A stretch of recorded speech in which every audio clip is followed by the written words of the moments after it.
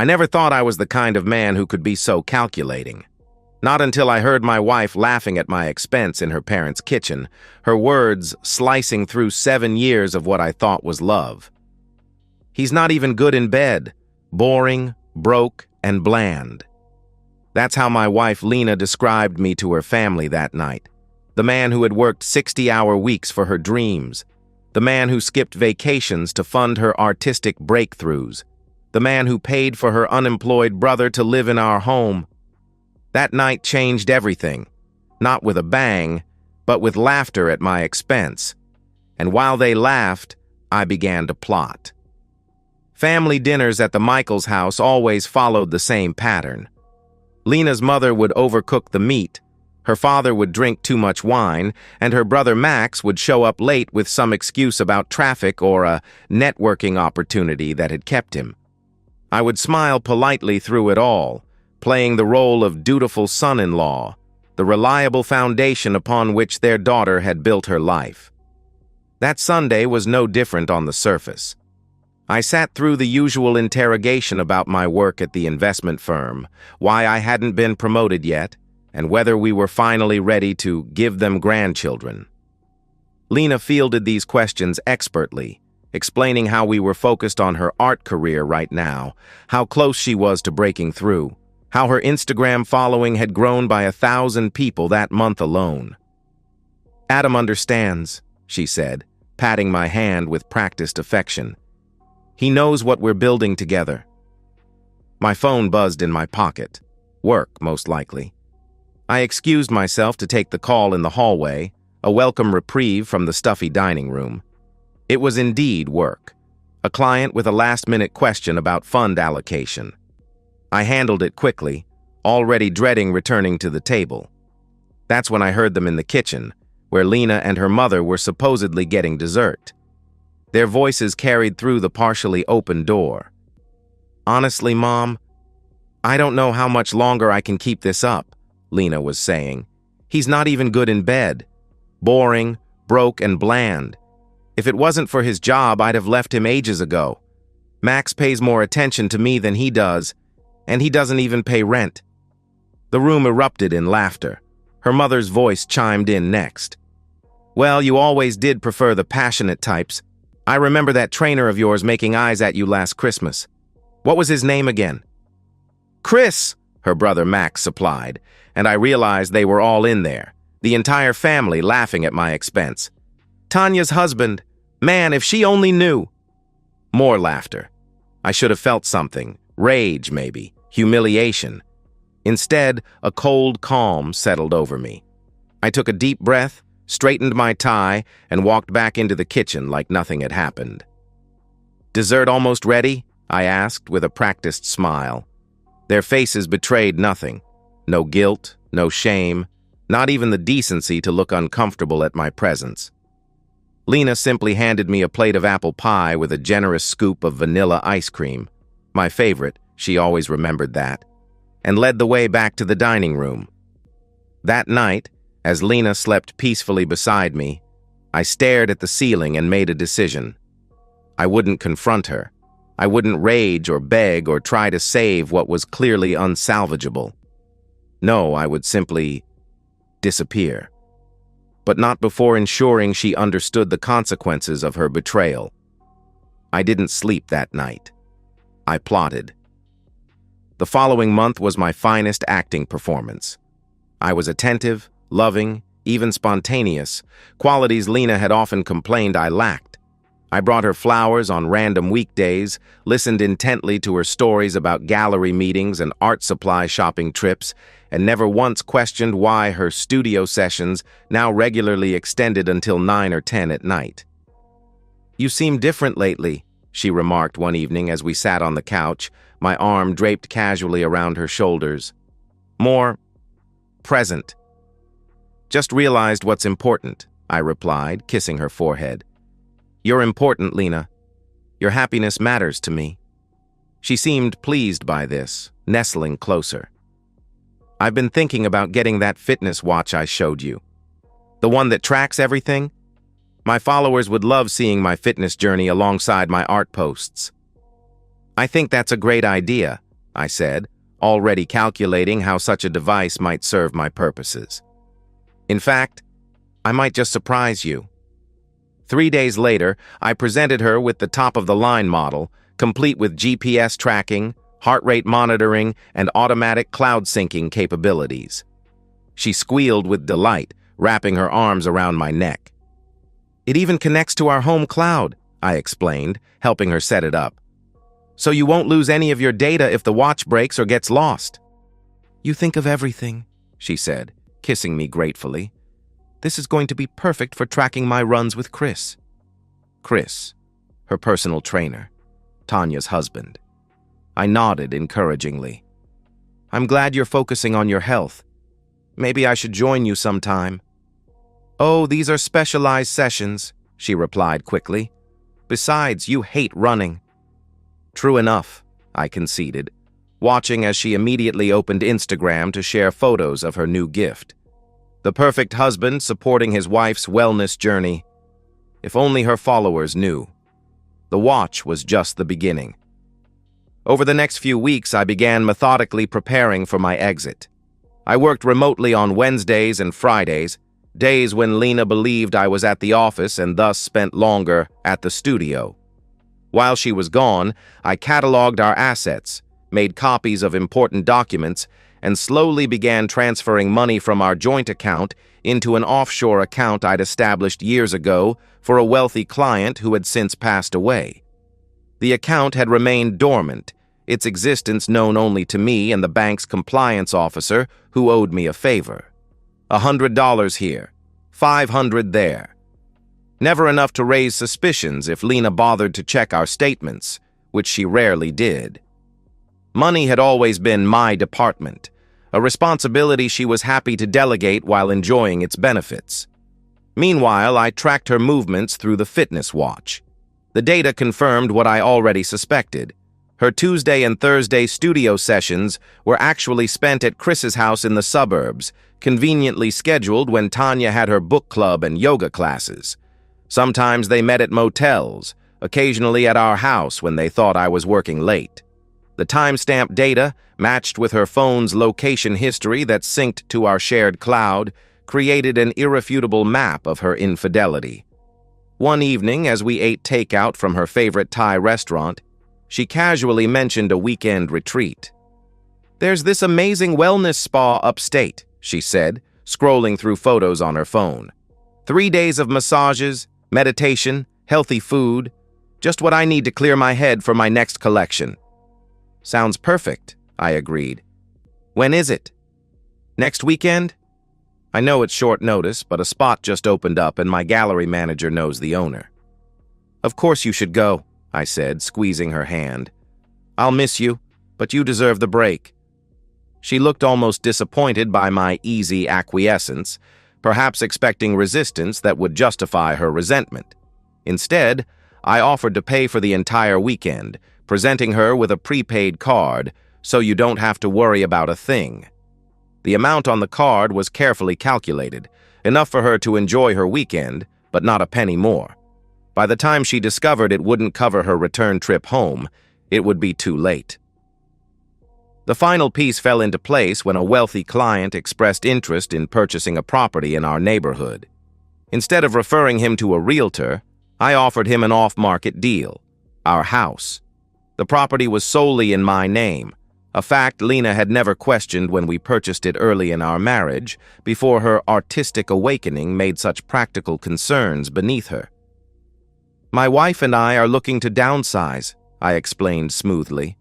"We'd prefer a quick, quiet sale with minimal disruption." The client was delighted by the opportunity to avoid a bidding war.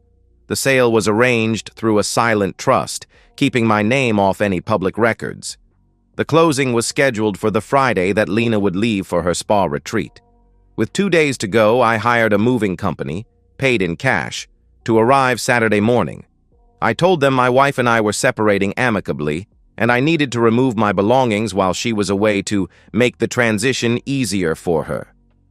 The sympathetic foreman assured me they would be discreet and efficient. Everything was in place. 7 years of marriage would be erased in a single weekend.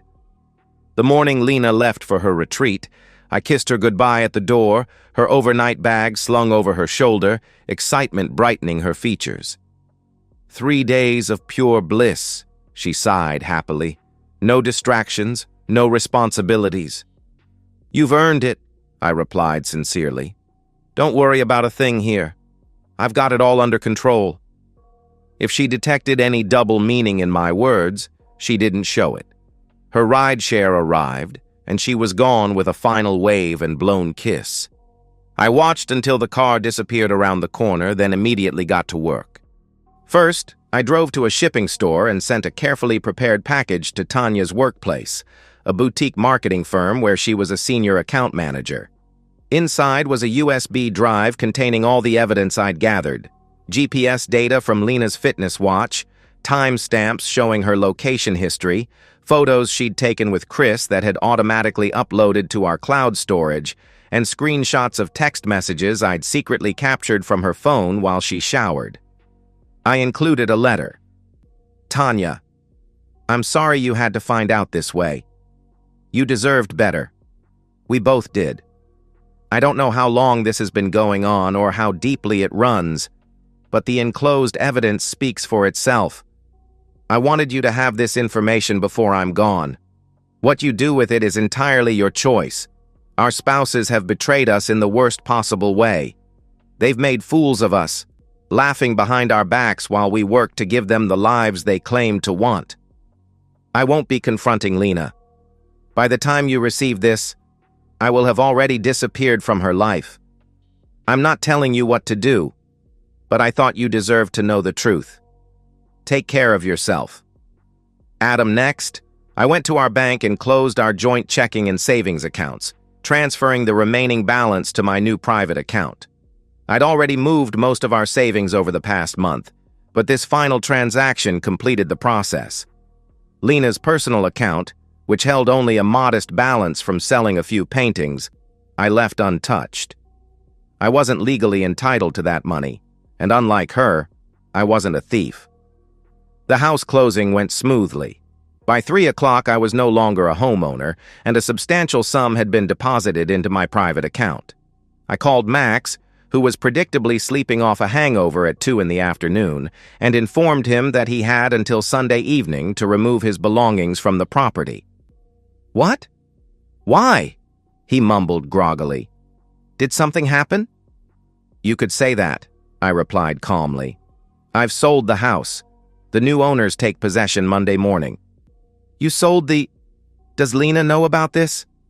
Lena will know everything soon enough. For now, I suggest you start packing. Anything left behind after Sunday will be disposed of. I hung up before he could respond, imagining his panic as he tried to reach his sister, who would be deep into her wellness experience by now, unreachable except for emergencies. And even then, the prepaid card I'd given her wouldn't cover any early departure fees. Saturday morning, the movers arrived.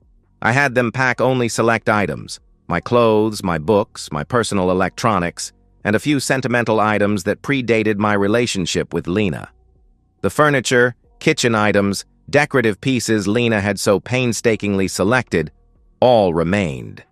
They would be the new owner's problem come Monday.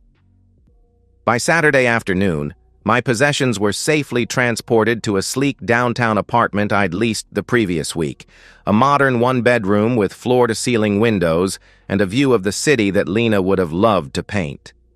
The irony wasn't lost on me. I spent Saturday night and all of Sunday methodically erasing Lena from my life. I changed my phone number, email addresses, and all social media accounts.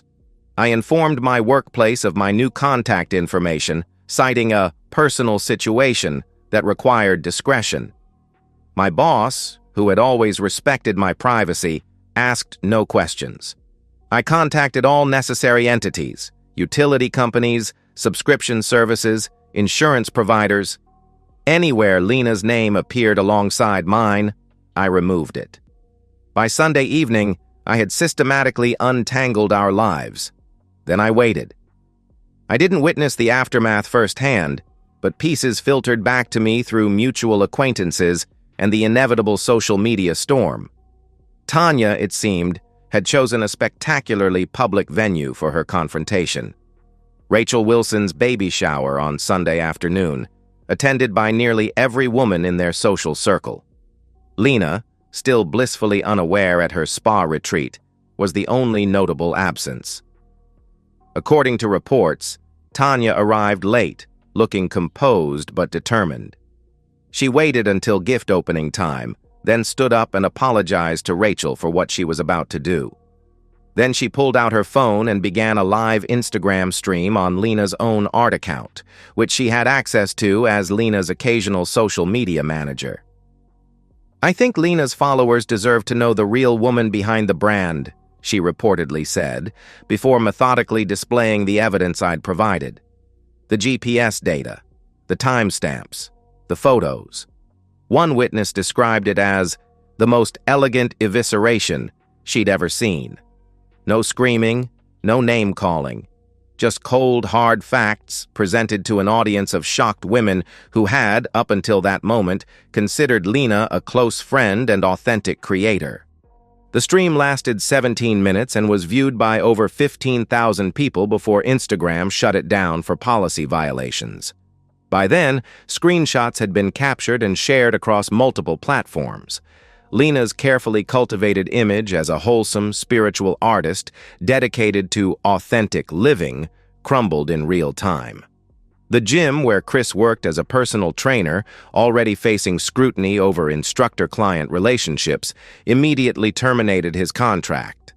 The athleisure brand that had been considering Lena for a sponsorship deal quietly deleted all comments asking about her on their social media. Meanwhile, Tanya filed for divorce and an emergency restraining order, citing evidence of her husband's infidelity and concerns about his access to their children. The temporary order was granted pending a hearing. Lena, blissfully disconnected from the digital apocalypse, apparently tried to extend her stay at the spa when Sunday's revelations began reaching mutual friends who tried calling her. That's when she discovered the prepaid card was maxed out, with no additional funds available. According to the front desk clerk, who later shared the story on Reddit, a frantic woman had to call her brother to cover her ride home Sunday night, only to discover he had been evicted from their house and was sleeping in his car. By the time Lena arrived home late Sunday night, she found a house still containing most of her possessions, but legally no longer hers. Her joint bank accounts were empty. Her lover had been publicly exposed and legally separated from his children. Her brother was homeless, and her social media accounts, the platform for her artistic brand, were flooded with comments calling her a fraud, a hypocrite, and much worse. She tried calling me, of course, texting, emailing, reaching out through friends, but I had vanished as completely as if I'd never existed. I left no forwarding address, no contact information, no breadcrumbs to follow. The only message I sent came in the form of divorce papers delivered by courier the following week, the terms non-negotiable. She would retain any money in her personal accounts and her artwork, but nothing else. Given the circumstances and evidence I possessed, her lawyer apparently advised her to sign without contest. 6 months have passed since then. I've heard Lena moved back in with her parents, her art career in shambles, her social circle decimated. Chris apparently relocated to another state, his personal training career finished in our city. Max finally found employment at a car wash. Tanya sold their house and moved with her children to be closer to her parents. As for me, I'm sitting in my downtown apartment, watching the sun rise over the city skyline, coffee cup in hand. My new life is quieter, simpler in many ways. I still work at the same firm, though I've scaled back my hours. I've started taking those vacations I always postponed, traveling solo to places Lena never wanted to visit. Sometimes people ask if I'm angry, if I regret not confronting her directly, not giving her a chance to explain or apologize. But what would have been the point? Words were never Lena's problem. She had plenty of those, carefully chosen and expertly delivered. It was her actions that revealed the truth. I never raised my voice, never called her names, never even told her I knew about her betrayal. I simply left, methodically, thoroughly, irreversibly. The greatest revenge wasn't in what I took from her, the money, the house, the stability. It wasn't even in the public humiliation, though that was a consequence she brought upon herself. No, the greatest revenge was in never giving her the satisfaction of a confrontation, a dramatic scene where she could cast herself as misunderstood or repentant. I denied her the closure she needed to rewrite our story. In her version, I would have been the controlling husband, the boring partner she had outgrown, the man who couldn't handle her success or independence. My silence prevented that narrative. Instead, I left her with the unvarnished truth. She gambled everything on the belief that I was exactly what she described to her family that night: boring, bland, and easily manipulated. She never imagined I could orchestrate an exit so complete, so devastating in its quietness. Sometimes the most powerful statement is the one left unsaid. I didn't need to scream to make my departure felt. The empty space I left behind spoke volumes. I take another sip of my coffee, watching as the morning light transforms the city below. For the first time in 7 years, I'm finally living on my own terms. And while I can't say I'm happy, not yet, I am at peace. Some betrayals can never be forgiven. Some wounds never fully heal. But I've learned something valuable from this experience. Loyalty matters, not because others deserve it, but because it defines who we are. Lena showed me who she was that night in her parents' kitchen. And in the months that followed, I showed her who I am. A man of few words but decisive action. A man who doesn't need to raise his voice to be heard. A man who understands that sometimes the most devastating response to disrespect isn't confrontation, but absence. I finish my coffee and set the cup aside, ready to begin another day in this new life I've built. Outside, the city hums with possibility. I open the balcony door and step out into the morning air, breathing deeply. The view from here is better than I ever imagined. And that's the end of today's story. If you enjoyed it, please give this video a thumbs up and drop a comment below. Your support helps the algorithm push my content further. If you're new to the channel, don't forget to hit that subscribe button. It really helps me keep creating more stories for you. Thanks for watching, and I'll see you in the next one.